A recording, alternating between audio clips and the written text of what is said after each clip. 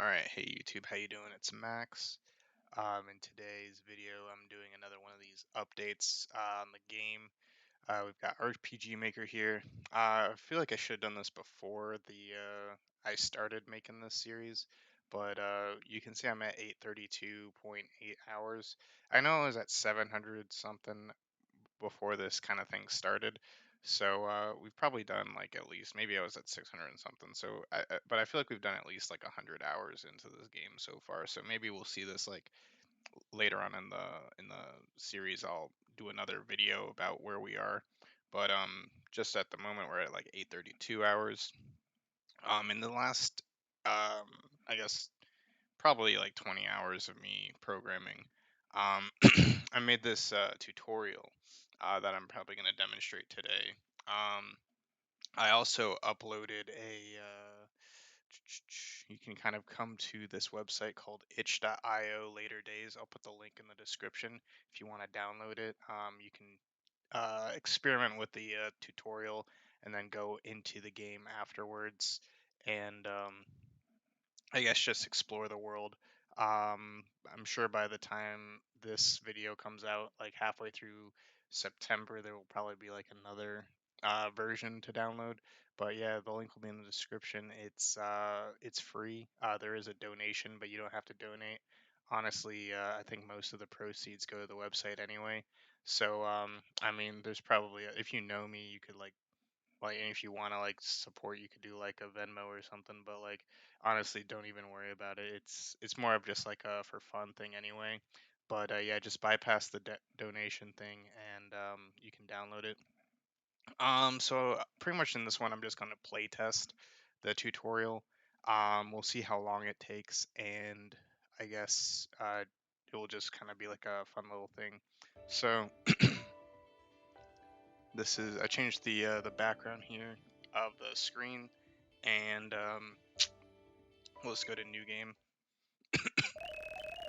So pretty much, I guess I'll do some color commentary about this as well. But pretty much, just starting off with the standard like press enter.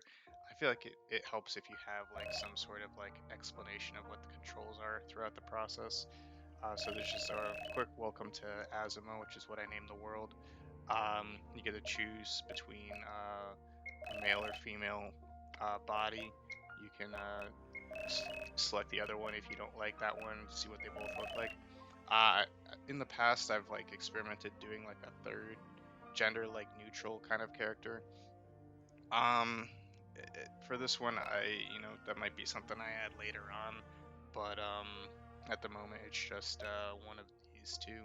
So again, those are both of the characters. Tira and Cyrus are based off of Tira, my D&D character, and then Cyrus is kind of the spirit that um, kind of inhabits her, I guess. So we'll go with Tira for this one, just because I've made some videos on Tira, so be interesting. She doesn't have heterochromia in this. That was just like an extra thing I'd have to do in Photoshop if I wanted to get her to have heterochromia and everything. So I decided not to, just do purple, stick with the Mannheim purple theme. This is Professor Aubergine, which is another word for eggplant. And I just thought it would be funny if his name was Professor Aubergine. And he's kind of just like this quirky professor, headmaster-esque type character, who's kind of instructing you that this is basically the final exam for graduation. So, and then he kind of explains like the controls a little bit. So you can either do a couple different things. You can move around with the mouse, you can move around with the arrow keys, or you can move around with WASD. So a couple different ways to move around, kind of get the player kind of familiarized with that early on. Just kind of explain those controls. But yeah, so we'll exit out of here. And this whole kind of first half of the tutorial is heavily inspired by Tutorial Island in RuneScape. So pretty much this is Survival Sam, and all you gotta do is provide him with a cooked fish. And it kind of, the vibe was supposed to be like final exam, so they're kind of like, just give me a cooked fish, and then you can talk to them a little bit more, and and they'll explain a little bit more about how to do it if you don't know. But sometimes I find tutorials can be a bit stale, so I try to give the characters some fun dialogue, and you can like interact with this, and I like make a comment saying that you need to cut down your own tree, that kind of stuff. You see these treasure chests. I'll move this mouse out of the way so it's not as distracting, but he'll mention that you have to collect these tools. So I forget in RuneScape. I don't think they give you. I think they just give you the tools right away. You don't have to go find them. So that's kind of like a little mini scavenger hunt. It's not very hard. Just get you familiar with the controls. You pretty much pick up a fishing pole, a hatchet, and a tinderbox. And all you really need to do is fish in this pond, catch a raw fish, chop this tree down, and another thing I try to do is create this path to kind of show you where you need to go to complete everything. There's also this well over here where you can get water. You'll be using it later on, but there's multiple places to get a cup of water. So just to familiarize the player with like where they can get water in the game. Then you light the fire and you cook the fish. And then you talk to Survival Sam, and you get a little noise, and you beat that first part of the tutorial. Second part of the tutorial is very similar to RuneScape as well, but kind of a combination. I don't think you have to pick your own wheat in Tutorial Island in RuneScape. I think that it's more of like he just gives you the ingredients, you just click on the range. So this one you kind of have to do the whole, I think I explained it in a different video of the whole like mill system. So talk to him to start the quest, and you pretty much have to grind your wheat in this hopper up here. And if you don't know how to do it, he'll explain it for you. And you just kind of put it in the hopper, press the lever, and you see this wheat kind of goes into the box down below. Pick up the wheat, or I guess it's a bag of flour now. You have to go to a preparation table to make bread dough. And if you didn't get the water from earlier, you can use the sink to get water. And then once you have the bread dough and the water, you can cook the bread on the stove right here. And you can go outside and do it on the, if you really want to, you can go out and do it on the fire pit as well. But the stove, you don't have to cut down a tree to get logs and stuff like that. So that's just another way of cooking in this game. And I think I'm gonna have it kind of similar, where like cooking can kind of heal you a little bit. Maybe the potions will be a little bit more expensive, heal you a little bit more efficiently in battle. Food is more something you might eat outside of battle, or just quest items, that kind of stuff. This kind of part is a little bit different from the RuneScape tutorial island. This person pretty much teaches you how to heal yourself. So she's just going to attack the player and do this kind of like comically elaborate attack to injure you, puts you down to 1 HP, and pretty much also while doing that, showing you your HP, kind of introducing you to the menu screen. So the menu screen will automatically come up, and then she'll explain how to access the menu screen. So you can either use escape or the right mouse button, or you'll also see this box that will appear up here in the top right corner, but it won't appear when you're in dialogue conversations. So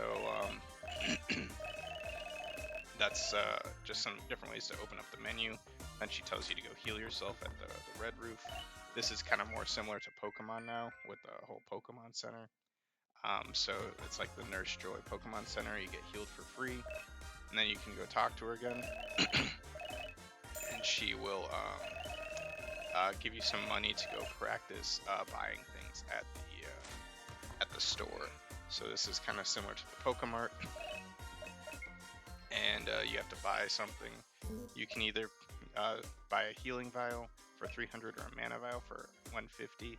I don't know if these are going to be the permanent prices right now, but if you want to save your money, you can just buy the mana vial because it's cheaper, and you're left with more money as a result. Talk to Val one more time, and she will let you through to the next checkpoint. So now we're going back into, actually first it's a little bit more like Pokemon again. You got these boulder puzzles, so just another little like kind of gimmick that just kind of teaches you some mechanics. Pull the lever, and that unlocks a new kind of area. And this area goes back to being kind of like RuneScape Tutorial Island, where you have to make your own weapon. So this guy, Grant, he's going to first, his personality makes it so he's like doesn't really remember what your name is. So here's your opportunity to change your name if you want to. I'm just going to keep it as Tira for now. And you pretty much have to make a bronze sword, and then he kind of has to walk you through the process. So first you have to collect some copper ore. And I'm going to collect 2 because you're going to end up needing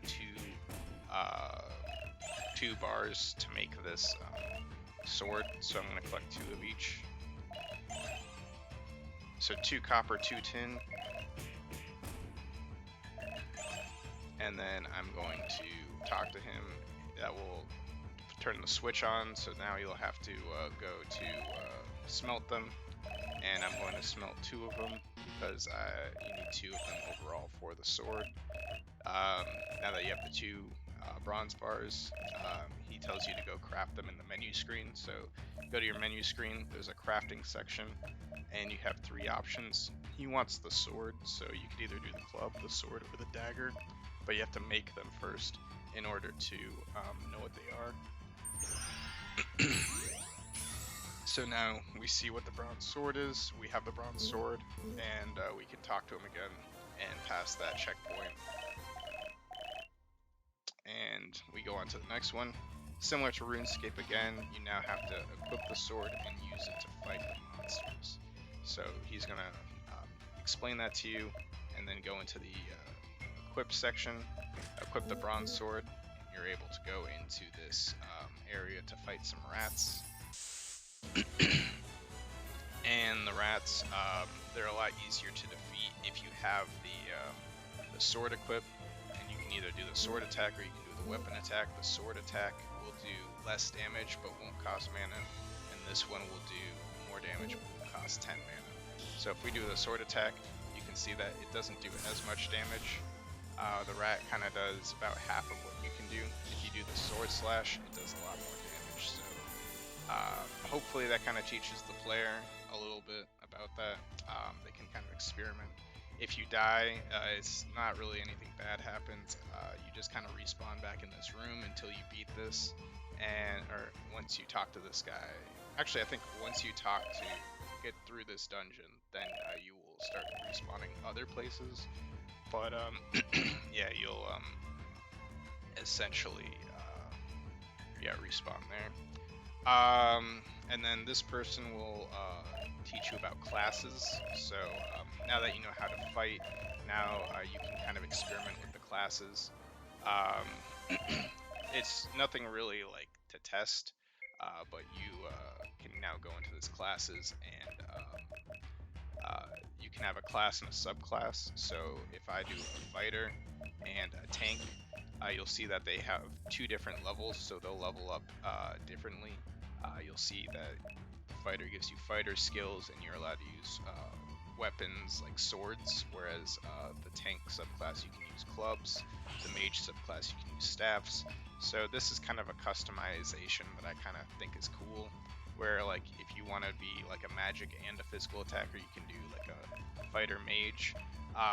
The thing with rangers is that most of their abilities are influenced by the luck stat. So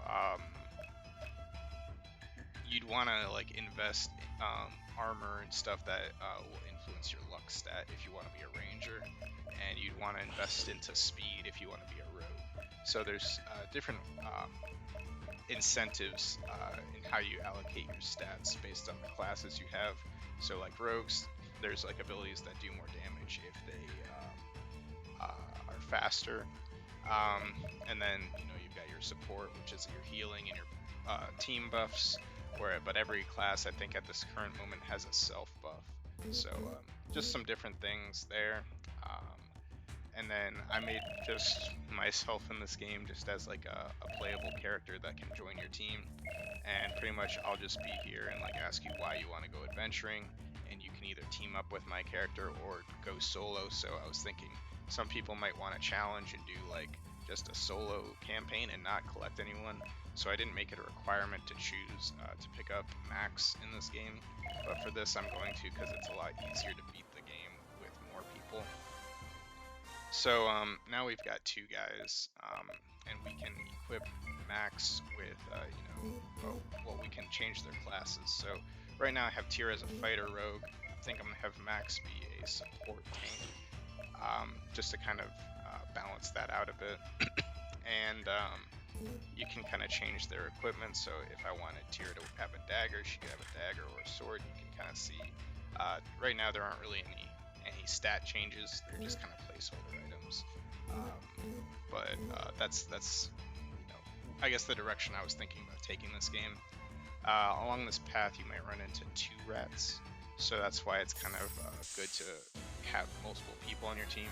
So you can kind of have 2 people kind of fight them a little bit more efficiently. The sharpen will increase your attack. So now that you have these stats, you can have your tank skills. You can taunt them, you can bulk up, you can stun them. So if I stun this guy, then he's stunned. If I do my, I think the sword attack should be enough to take this guy out. Yeah. Now that I have the just conserve mana. It's not like I'm going to be using a lot of mana, but the rat did like no damage. Got the level ups, you got the level up screens there. A little chest here gives you some healing in case you need it. I don't think you will need it just because the rats are pretty easy. But you make your way through this cave, do one more fight. I'll kind of show off some other moves. So if I wanted to buff up Tira, I could do it with Max because he's a support, and so that way I don't have to use my sharpen ability. And if I just want a sword attack, I can just kind of have Tira carry.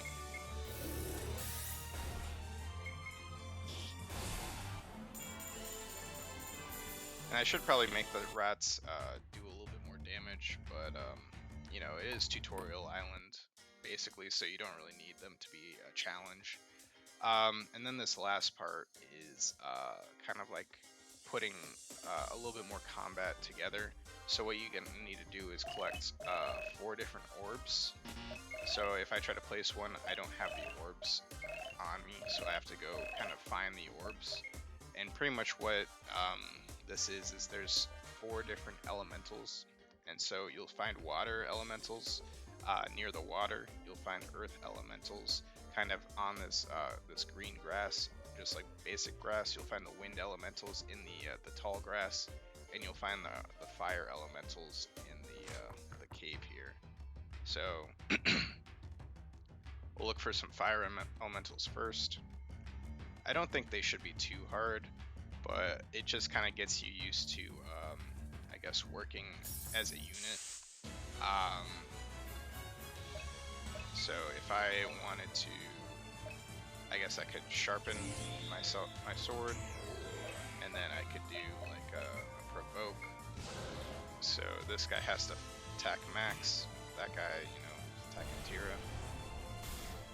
So his fire strike is a lot more stronger than his like tackle. And because he's a support, I don't have any mana, so I can't heal. So I'm just going to probably heal after this fight. Hopefully this guy drops yep, so he dropped a frozen orb, so I can stick that on the pillar. But another thing I'm gonna do, since I'm low on mana, and I don't know how difficult these next couple fights are gonna be, I can just go over here back to the inn to heal up. Because now I should know how to do that. And if I don't want to come all the way back here, I can always buy some items at the mart. I have about 639 gold as well as that potion, so that's something I can utilize. Also, a little tip for these kinds of maps, I made it so that the walking paths, enemies won't spawn on them. So if you need to get back to the Pokemon Center or whatever, the healing inn, you can just kind of take that route. But I don't even need to do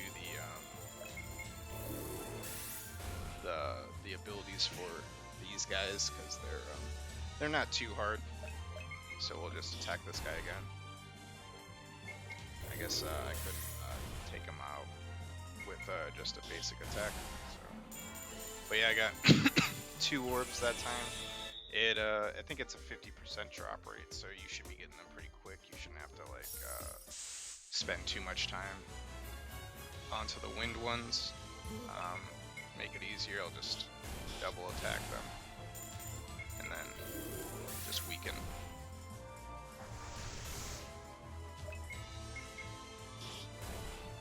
I think this guy's a little bit higher level 7, so he's a little bit tankier. How the enemies are kind of programmed, I think they kind of balance based on your levels, but also, I don't even know if they dropped any of the things. Yeah, I have to go fight more wind. They're based off your levels, but I think the rats and the spirits are pre-programmed to kind of stay within a certain level cap. So we'll fight some more, some wind guys. And we'll do another double attack. Okay. A little tanky. And again, not a no drop. Oof. That was a lot of damage. Alright, so yeah, there we go. There's the wind one. And then in this next fight, I think I should have a reason to heal Tira with the support. I think there should be earth ones here. Yeah, so if we extra attack, and we got the orb as well, so we'll heal up Tira.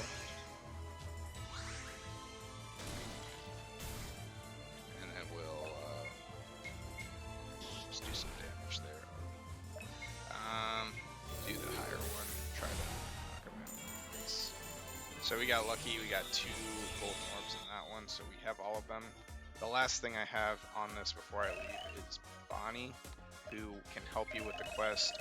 Pretty much I was practicing with the randomized, some like random generators and stuff with this, so pretty much if you ask her for a tip, she will tell you one of the locations of one of the 4. So if you ask her, like that time she told you where the wind ones were in the tall grass, if I talk to her again, help me with the quest, she'll go through the spiel again, and then she'll give you a hint, and then this time it rolled for fire spirits, so she'll kind of hint that they're in the cave. So along with that, I was thinking about trying something else with this character, kind of as like this lore dump kind of character. You can kind of like just get a fun fact about the world or something from her. So you can go to something else and you can ask her about life advice, or you can ask her about her own life. So if you ask her about like life advice, then she'll just kind of give you like a fun little tip, like desire is a thirst that will never be quenched, you know, just something like kind of fun like that. Or if you ask her about her life, then she'll, you know, kind of either tell like a story from when she was at the academy with like different students that she had, like this girl named Kelly and this other girl named Leah, and how Leah used to grow all these ingredients for potions in the community gardens, and some of the stuff was probably illegal. So just like some fun facts that you can kind of scroll through if you just want to talk and like talk to NPCs and like learn stuff about the game. That's kind of an option. And then once you have all the orbs, ooh, that's something I'll need to change. So I've made it so that the directional fix isn't on, so it will change to red when I touch it. That's similar to like if I was to talk to an NPC and they were to turn automatically to the left or right or whatever direction you're kind of coming from. So I'll need to change the directional fix on those. So that's why we play test games, you know. So if I talk to the red one's not going to change like these ones. And then we got the blue one.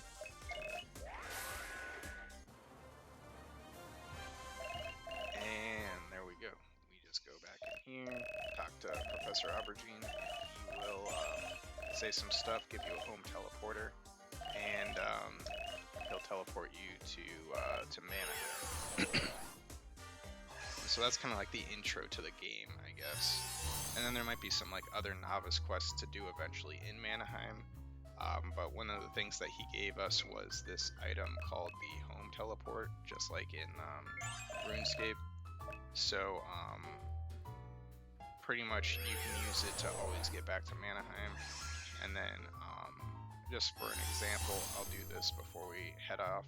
Since I think Victoria is pretty close, so if we try to do home teleport and go to Victoria, it will say that I haven't unlocked this teleport yet. But if I go to Victoria, which isn't too far away, again following the path so I don't run into any monsters. If I go off the path, there will be some monsters. I'll get to Victoria, which is just over here, and there should be a teleporter. If you go off the path in cities, there won't be any monsters. That's Liz. She's one of the playable PCs eventually. But you'll unlock these similar to like RuneScape 3, I think. If you hit these like lodestones, you can then unlock them. So now I can teleport to Manaheim, or I can teleport to Victoria. So if I go home teleporter, I can go to more, go to Victoria, and I will teleport straight over there. So this is just kind of like a way to unlock teleportation pretty quick. I think most of the game is going to be like pretty relaxed overall. So like bosses might have some like checks to like some level checks or some equipment checks, but I think most of the creatures in the game should be pretty easy to fight. And it will all scale with your level. So if I go out in the wild, the wild encounters should be about my level, unless I stray from the path too much. So it kind of keeps it a little bit interesting, but kind of causes you to also want to not have too big of level disparities in your guys in your party, unless you want to I guess, you know, it should balance out eventually, if that makes sense. I don't know what I'm saying. Been talking for almost a half hour. I think this kind of makes it's a good kind of overview of what I've been doing these past like 30 hours or whatever. Next time we'll guess we'll see what I get up to next time. But yeah, have a good one.